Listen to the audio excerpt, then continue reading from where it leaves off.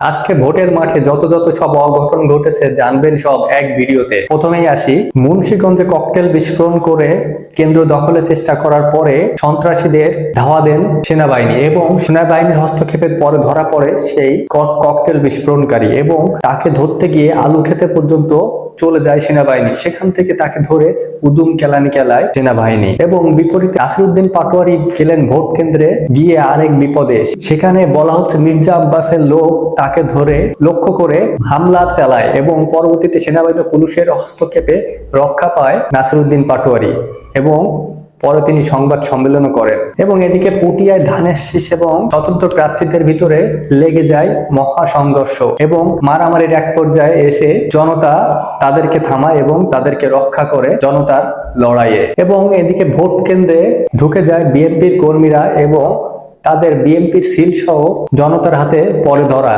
এবং তারপরও দেখা গেছে যে কিছু লোক ভোট কেন্দ্রের ভিতরে ঢুকে গণহারে সিল মারতেছে এবং সিল মারার পরে তারা ভোট দিচ্ছে গণহারে। এদিকে কেউ নেই, প্রশাসনের চোখের সামনে দিয়ে এগুলো ঘটতেছে এবং প্রশাসন রয়েছেন নিশ্চুপ। এবং কষ্ট করে আর নিজে সিল মারতে হবে না, প্রিজাইডিং অফিসার নিজেই সিল মেরে দিচ্ছেন যে ভোট দেওয়ার জন্য। এটা কেমন ভোট, এটাই হচ্ছে প্রশ্ন।